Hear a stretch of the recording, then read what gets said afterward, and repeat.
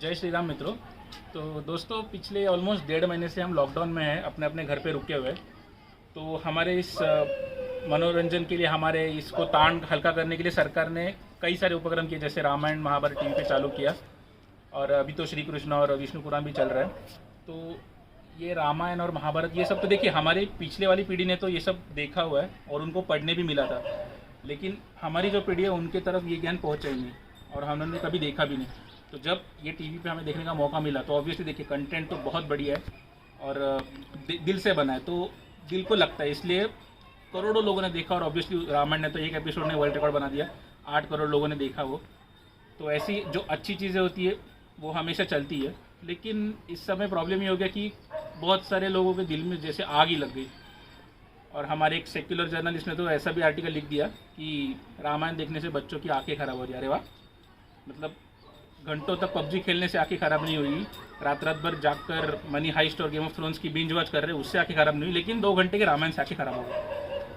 तो बात ये है कि ये रामायण, ये महाभारत, ये भगवत गीता, ये सब को राइट विंग और लेफ्ट विंग के परे देखिए, ये सब पे किसी का हक नहीं है। जैसे गीता के बारे में हम कहते हैं कि गीता में हिंदू ने क्या करना चाहिए, ब्राह्मण ने क्या करना चाहिए, इसके बारे में नहीं लिखा है। गीता में इंसान ने क्या करना चाहिए, इसके बारे में लिखा है, क्योंकि ये विश्व शांति के लिए। तो सबसे पहले तो इस सबको माइथोलॉजी कहना बंद कर दीजिए। माइथोलॉजी नहीं है, मिथ नहीं है, this is our history, so let's treat it like a history. ये हमारा इतिहास है।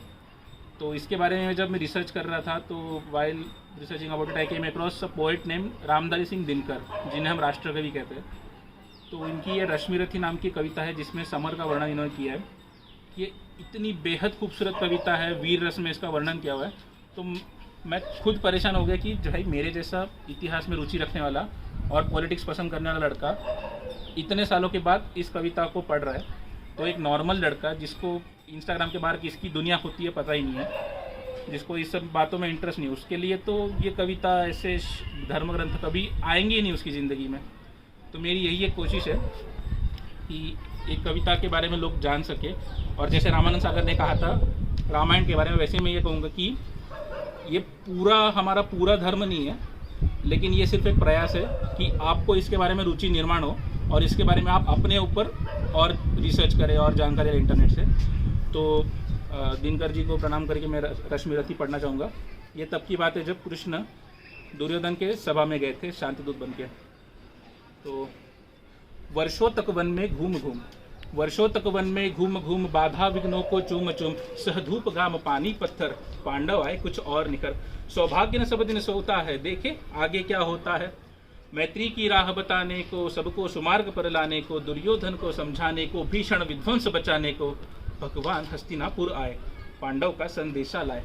दो न्याय अगर तो आधा दो, पर उसमें भी यदि बाधा हो तो दे दो केवल 5 ग्राम, रखो अपनी धरती तमाम, हम वही खुशी से खाएंगे, परिजन पर असीना उठाएंगे। पर दुर्योधन यह भी दे न सका, आशीष समाज की ले न सका, उल्टे हरि को बांधने चला, जो था असाध्य साधने चला। जब नाश मनुज पर छाता है, पहले विवेक मर जाता है।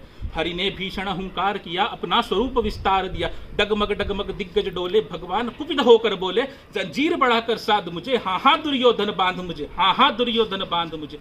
यह देख पवन मुझ में लय है, यह देख गगन मुझ में लय है, मुझ में विलीन झंकार सकल, मुझ में लय है संसार सकल। अमरत्व फूलता है मुझ में, संहार झूलता है मुझ में। उदयाचल मेरा दीप्त भाल, भूमंडल वक्ष स्थल विशाल, भुज परिध बंद को घेरे है, मैनाक मेरु पग मेरे है, दीप्ते जो ग्रह नक्षत्र दिगर, सब है मेरे मुख के अंदर।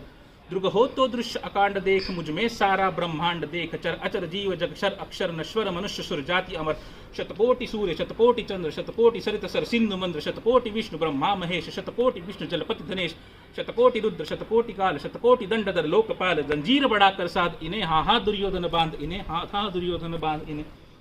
भूलोक अतल पाताल देख, गत और अनागत काल देख, यह देख जगत का आदि सृजन, यह देख महाभारत का रण, मृतकों से पटी हुई बू है, पहचान पहचान कहा इसमें तू है। अंबर में कुंतल जाल देख, पद के नीचे पाताल देख, मुट्ठी में तीनों काल देख, मेरा स्वरूप विकराल देख, सब जन्म मुझी से पाते हैं, फिर लौट मुझी में आते हैं। जिम्हा से कड़ती ज्वाल सघन, सांसों में पाता जन्म पवन, पड़ जाती मेरी दृष्टि जिधर, हंसने लगती है सृष्टि उधर, मैं जबी मूंदता हूँ लोचन, छा जाता चारों और मरण। बांधने मुझे तू आया है, जंजीर बड़ी क्या लाया है, यदि मुझे बांधना चाहे मन तो पहले बांध अनंत गगन। शून्य को साध न सकता है वह मुझे बांध कब सकता है। हित वचन नहीं तूने माना, हित वचन नहीं तूने माना, मैत्री का मूल्य न पहचाना, तो ले मैं भी अब जाता हूँ, अंतिम संकल्प सुनाता हूँ।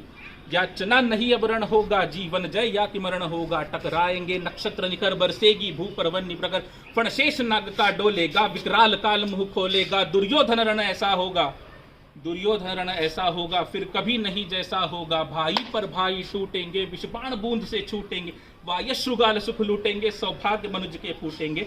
आखिर तू भूषाई होगा, हिंसा का परदाई होगा। थी सभा सन्न सब लोग डरे, चुप थे या थे बेहोश पड़े, केवल दो नर न अघाते थे, धृतराष्ट्र विदुर सुख पाते थे, धृतराष्ट्र विदुर सुख पाते थे। कर जोड़ खड़े प्रमुदित निर्भय, दोनों पुकारते जय जय, दोनों पुकारते जय जय।